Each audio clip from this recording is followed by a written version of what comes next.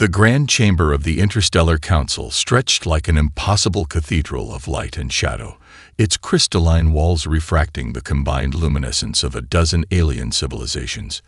Jake Thompson adjusted his standard-issue diplomatic suit, the fabric feeling like a second skin of tension and anticipation.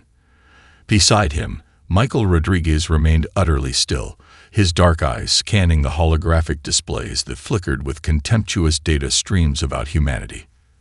They were seated at the far end of the enormous circular chamber, a placement that spoke volumes about humanity's perceived importance. The Zornak delegates, with their iridescent exoskeletons and six-limbed elegance, dominated the central platform. Crystalline communication devices hummed around them, casting prismatic patterns that made their already otherworldly forms seem even more ethereal. To their left, the silicon-based Krell representatives sat in massive containment tanks, their gelatinous forms pulsing with complex bioluminescent communications. Jake counted 37 distinct alien civilizations represented in the chamber. 37 advanced species that had mastered faster-than-light travel, quantum communication, and cosmic engineering. And then there was humanity. The newcomers, the upstarts, the species that most considered little more than a curiosity. Sector 9 report. Drone, the primary moderator, a being from the Nexus Collective that seemed more machine than organic. Its voice emerged from multiple translation matrices, a symphony of technological precision. Representative of Earth, you may present your quarterly assessment. Michael leaned forward, his movements calculated and precise. Years of military training and scientific research had refined every gesture into a deliberate act of communication.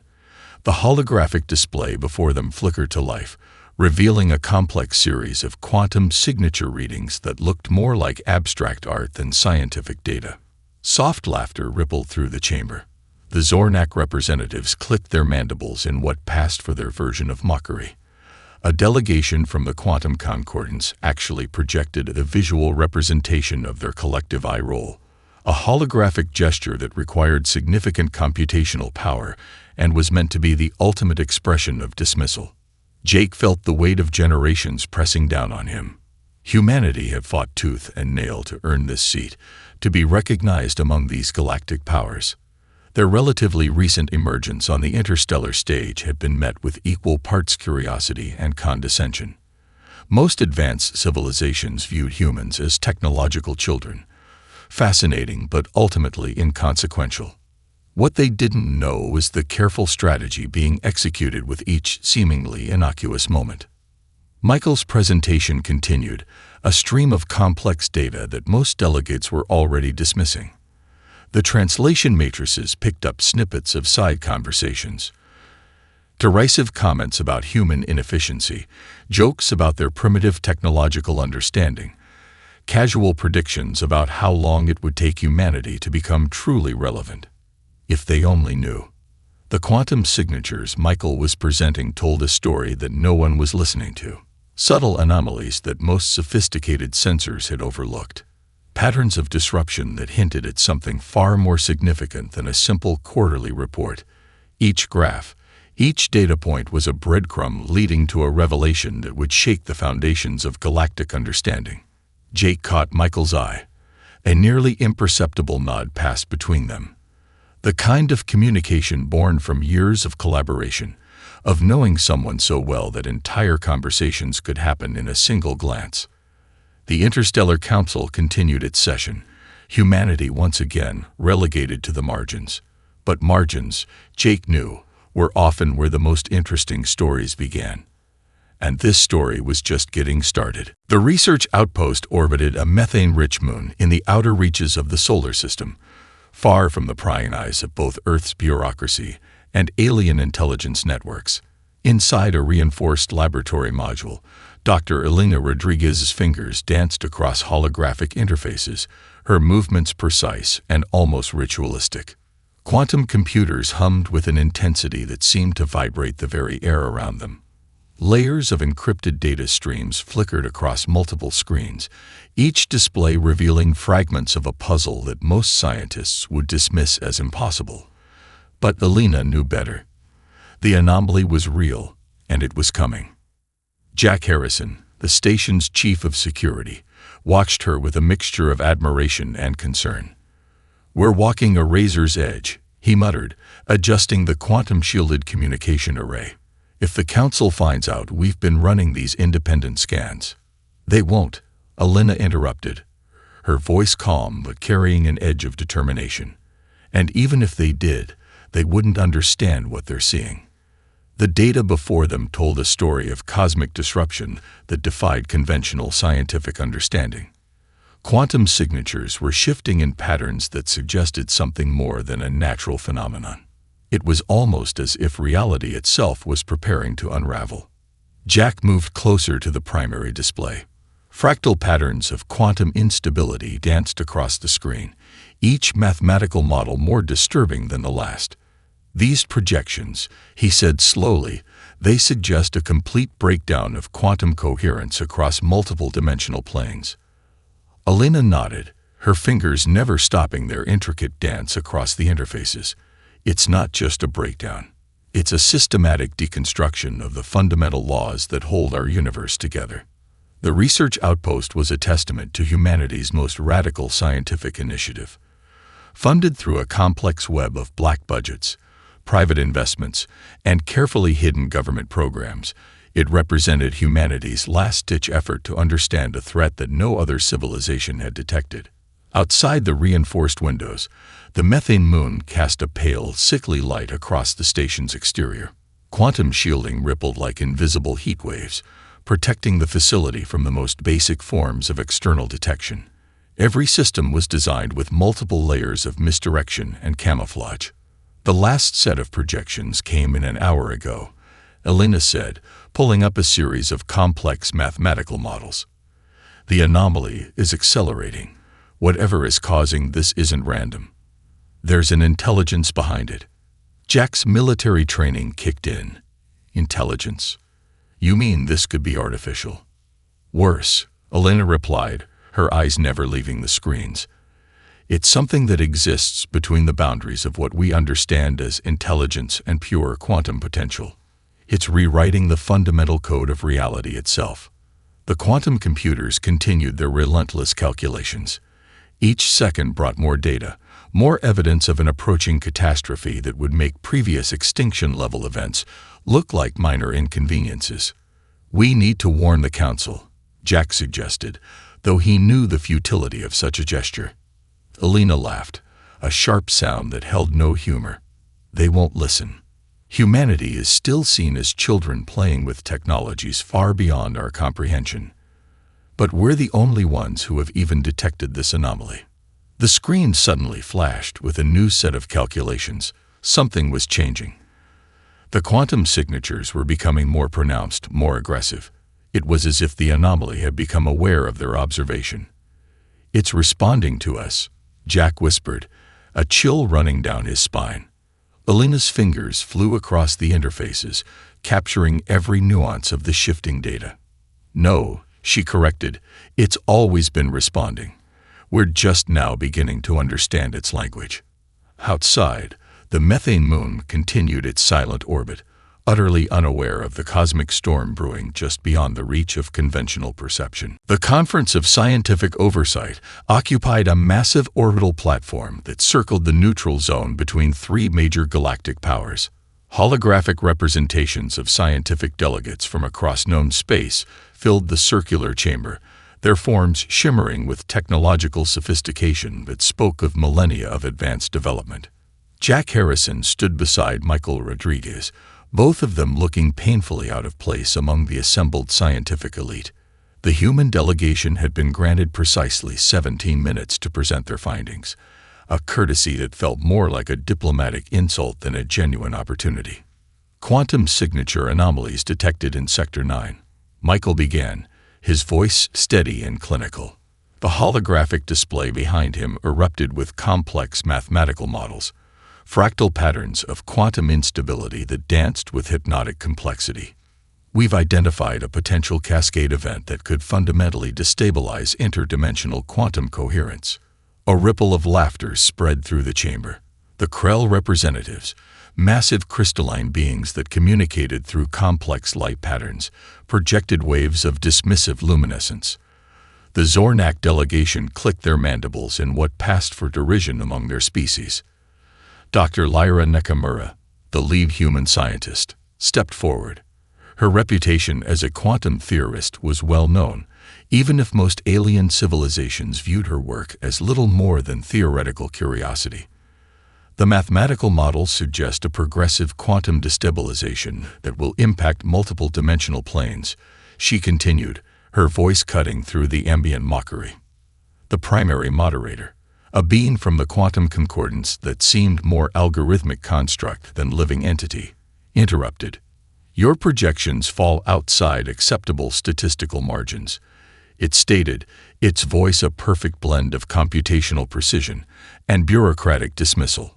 The probability of such an event is less than 0.000003%. Jack watched the proceedings with a military officer's practiced patience. He knew what was happening. This wasn't a scientific debate. It was a systematic dismissal of human potential. We've detected quantum signature shifts that your current monitoring systems cannot process, Michael pressed, bringing up additional displays. Each graph, each mathematical model was a carefully constructed argument. Months of research compressed into 17 precious minutes.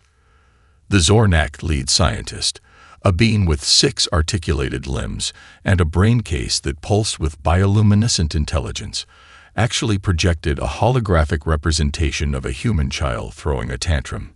The chamber erupted in what passed for laughter across multiple alien species. Dr. Nakamura remained unfazed. The quantum anomaly presents a unique challenge to conventional dimensional monitoring, she explained. Our predictive models suggest a cascading effect that will fundamentally alter the quantum stability of multiple star systems. More laughter, more dismissal.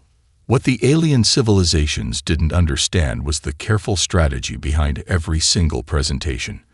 Each dismissed graph, each moment of derision was part of a larger plan.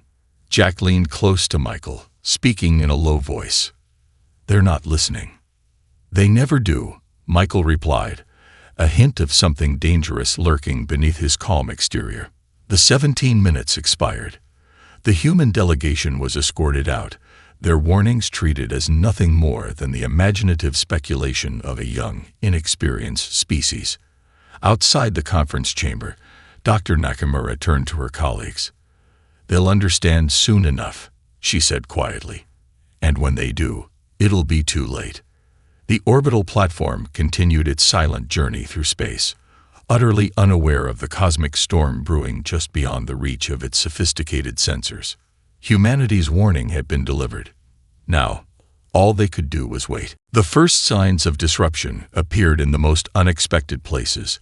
A quantum communication relay near the Carina Nebula simply winked out of existence, its intricate network of quantum-entangled particles dissolving like morning mist. On the merchant vessel Starweaver, navigation systems began to produce impossible coordinates, locations that defied the known laws of spacetime. Captain Sarah Chen gripped the command console of the interstellar research vessel, her knuckles turning white. The holographic displays before her flickered with increasing instability, quantum signatures dancing in patterns that no known scientific model could explain. Engineering, report, she barked, her voice cutting through the growing tension on the bridge. Lieutenant Michael Rodriguez responded, his voice tight with controlled panic. Quantum stabilizers are fluctuating. We're losing coherence across multiple system interfaces. He paused, fingers flying across his own console.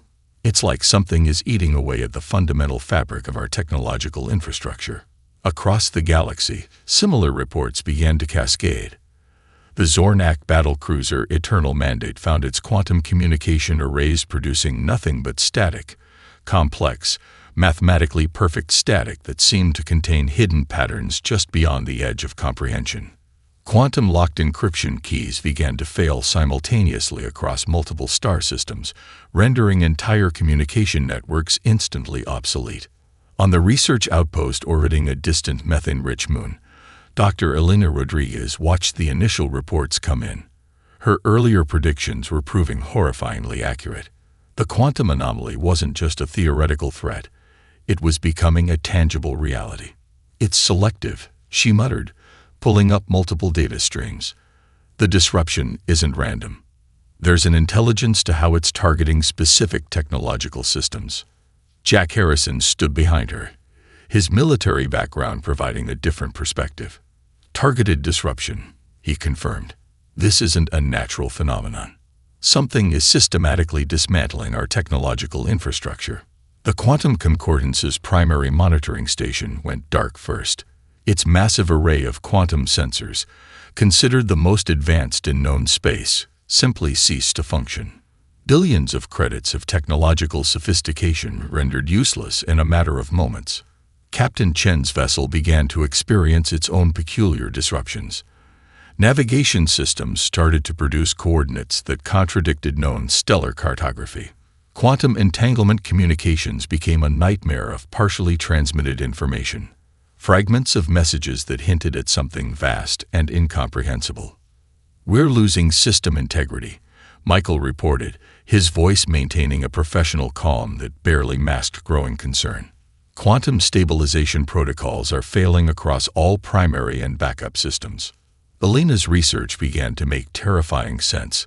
The anomaly wasn't just destroying technology.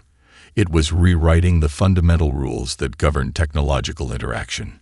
Each system failure revealed more about the nature of the threat. "It's learning," Dr. Rodriguez said quietly.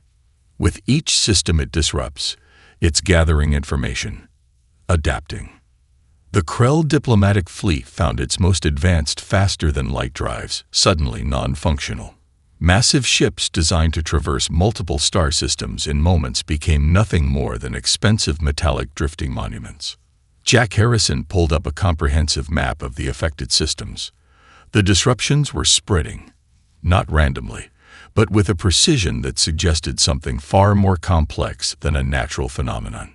"This is deliberate," he concluded, tracing the expanding pattern of system failures. "Someone, or something, is systematically dismantling our technological infrastructure."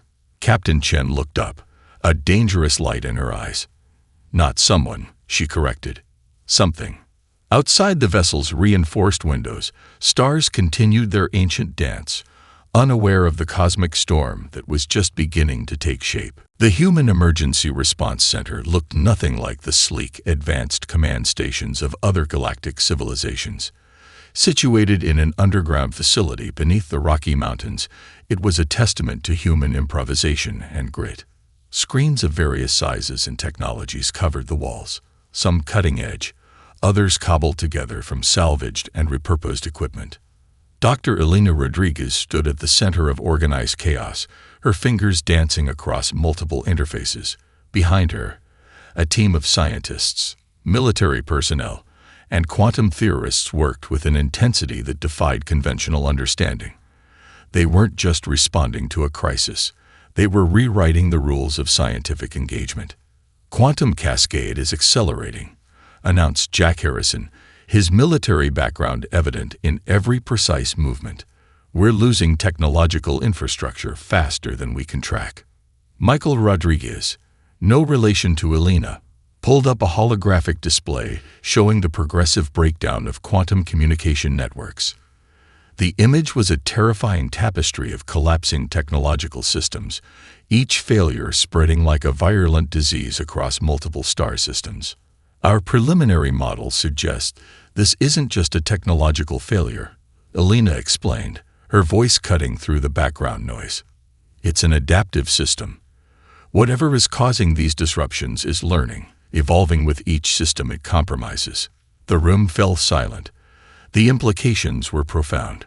Most alien civilizations would have collapsed into panic by now. Humanity, however, saw something different, an opportunity hidden within the chaos. Captain Sarah Chen entered the command center, her flight suit still bearing traces of her emergency return from deep space. The Starweaver's quantum data recorders managed to capture something before complete system failure, she announced, transferring a complex data package to the primary analysis team. What followed was nothing short of scientific magic. Where other civilizations would have approached the problem with rigid, linear thinking, the human team began to construct a living, breathing response system. They weren't just analyzing the threat. They were preparing to dance with it. "It's communicating," Michael said suddenly, his voice a mix of excitement and terror. "These disruption patterns, they're not random. They're a language." Jack leaned in, years of military intelligence training kicking into overdrive. "A language of quantum potential," he muttered. "It's not destroying. It's negotiating." Alina's team began to construct what could only be described as a quantum adaptive response network. Traditional scientific approaches were thrown out the window. They were building a system that could think, adapt, and respond in real time. A technological immune system that could match the intelligence of the approaching threat. "We're not just defending," Alina explained to the stunned team. "We're establishing first contact in the most fundamental way possible, by speaking its own language." Quantum computers, usually designed for pure calculation, were reprogrammed into adaptive learning systems. Military communication protocols were rewritten to create a fluid, ever-changing communication matrix. Each system was designed with multiple layers of potential responses, creating a network more reminiscent of a living organism than a traditional technological infrastructure.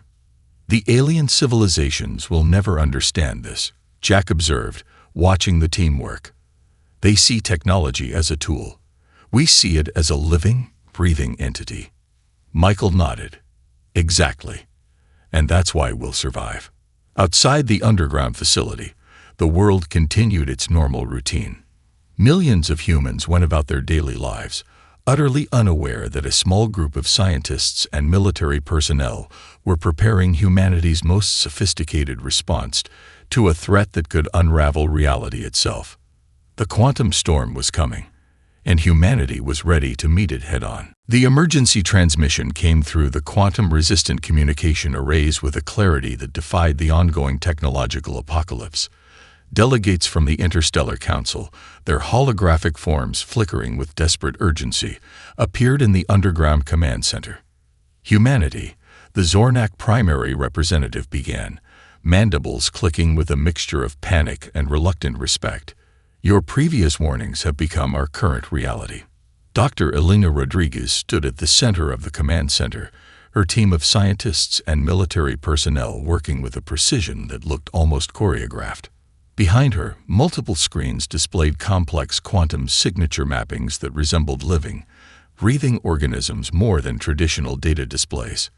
"We require your assistance," the Krell diplomatic envoy added, its crystalline form pulsing with an intensity that suggested near-total system failure. "Our most advanced technologies have been compromised." Jack Harrison exchanged a quick glance with Michael Rodriguez. The irony was not lost on either of them. The same civilizations that had mocked humanity mere weeks ago were now begging for help. "The quantum anomaly is more than a technological threat," Elena explained, pulling up a series of adaptive response models. "It's a form of communication we've only begun to understand. Our approach isn't about fighting, it's about establishing dialogue." The alien delegates listened with a combination of desperation and disbelief. Humanity was proposing something entirely outside the realm of conventional scientific understanding. Where other civilizations saw a threat to be destroyed, humans saw a complex system to be understood. Captain Sarah Chen stepped forward, her presentation revealing the intricate quantum adaptive networks they had been developing. "We've constructed a responsive communication matrix that can interface with the anomaly's fundamental quantum signature," she explained. Each word was carefully chosen, each demonstration a delicate dance of scientific innovation. The quantum concordance representative, typically a being of pure computational logic, showed the first genuine signs of emotion anyone had ever witnessed. "Impossible," it stated, then paused. "Yet, potentially viable." Michael Rodriguez walked them through the adaptive response system. It wasn't a weapon. It wasn't a defense mechanism. It was something entirely new. A living, breathing communication network that could respond to the quantum threat in real time.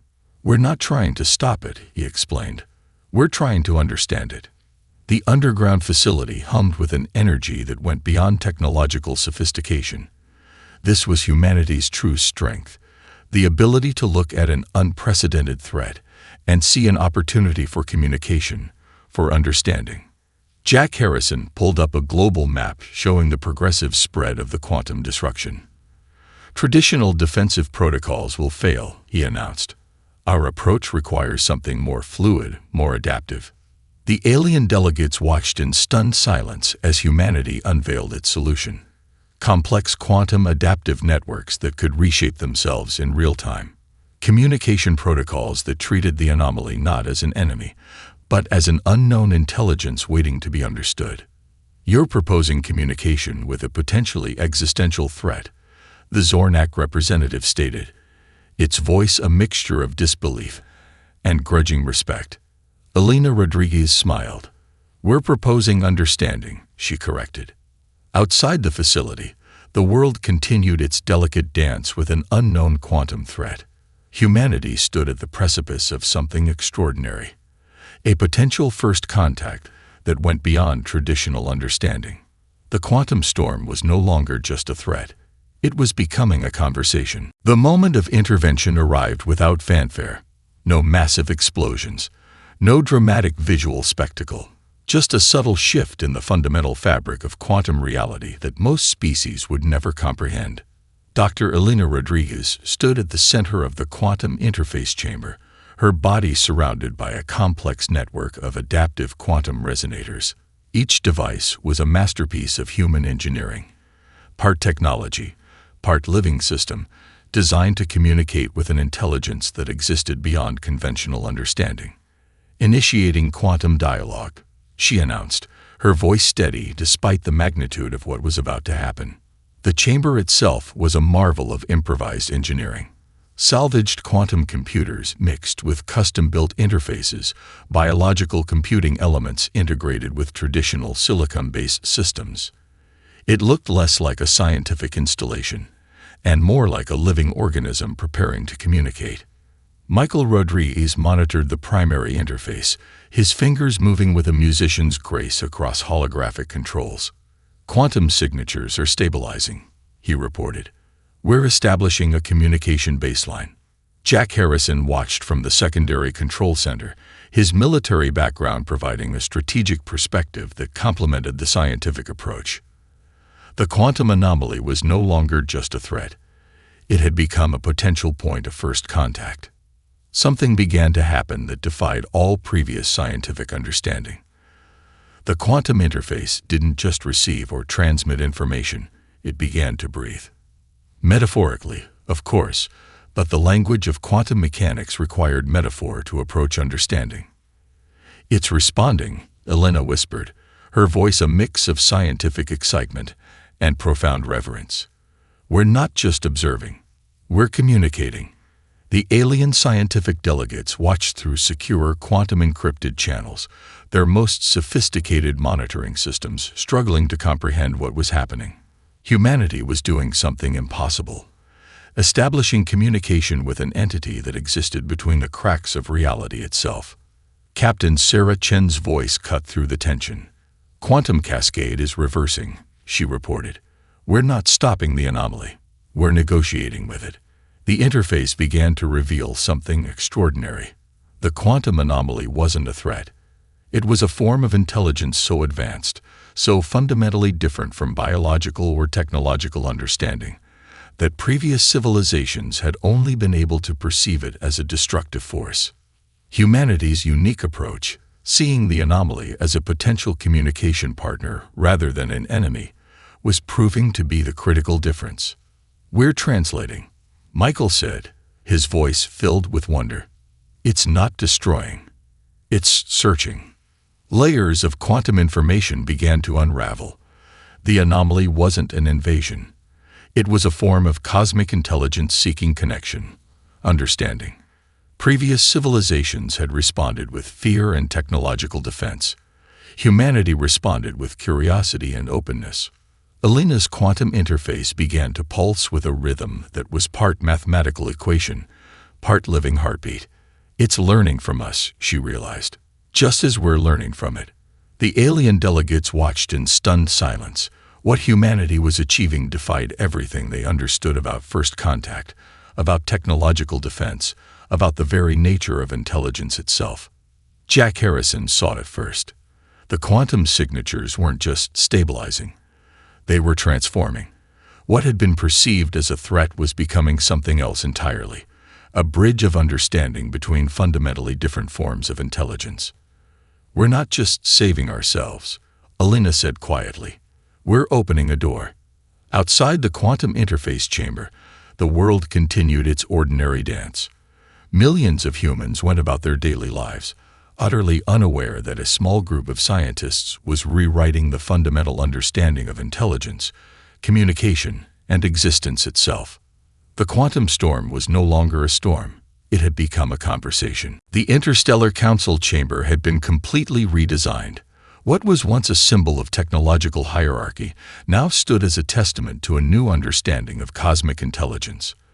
Dr. Elena Rodriguez stood at the center, her presentation less a scientific report and more a philosophical revelation.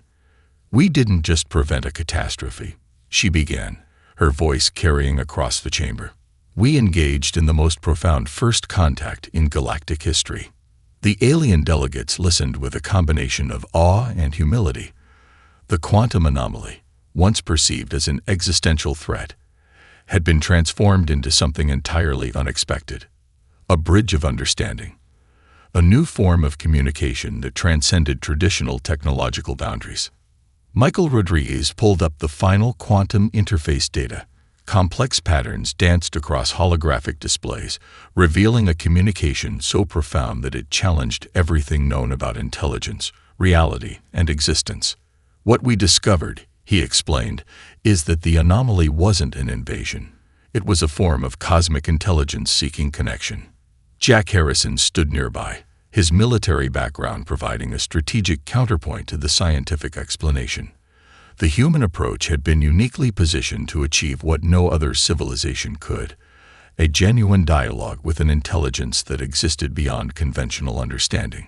The Zornak primary representative, once the most vocal mocker of humanity, now spoke with genuine respect.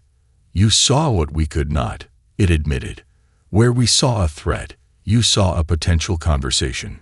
Captain Sarah Chen's presentation revealed the full extent of humanity's adaptive response. They hadn't just defended against the quantum threat, they had transformed it. The quantum adaptive networks they had developed were now being studied by every advanced civilization in the galaxy. "We didn't come to be saved," Alina concluded, her words echoing through the chamber. "We came to understand." The implications were staggering. Humanity had demonstrated a form of intelligence that went beyond technological sophistication. It was an approach that combined scientific rigor with philosophical openness, technological innovation with emotional intelligence. The Krell diplomatic envoy, its crystalline form pulsing with new understanding, spoke next. "You have redefined first contact," it stated, "not as a moment of conflict, but as an opportunity for communication." Outside the council chamber, the galaxy was changing. The quantum anomaly had been transformed from a potential extinction-level event into a bridge of understanding. Technological systems that had been on the brink of total collapse were now being rebuilt using humanity's adaptive communication models. "We're not just a species," Jack Harrison observed quietly to Alina. "We're a bridge." The human delegation had arrived as the galaxy's court jesters. They were leaving as its most respected problem solvers. The quantum pivot point, as it would be known in historical records, represented more than a technological achievement. It was a fundamental reimagining of what intelligence could be. Michael Rodriguez looked out over the assembled delegates. "Our greatest strength," he said, "has always been our ability to see potential where others see only limitations." The chamber fell silent. The alien civilizations that had once laughed at humanity now studied their methodology with reverence. They understood now that true innovation comes not from technological superiority, but from adaptability, creativity, and an unyielding spirit of exploration. Alina's final words would be remembered for generations. We didn't just save ourselves. We opened a door to a new understanding of existence. As the Interstellar Council session concluded, something fundamental had changed. Humanity was no longer seen as a young, inexperienced species. They were now recognized as cosmic interpreters, bridge builders between different forms of intelligence. The charlatans had become the saviors, and the galaxy would never be the same.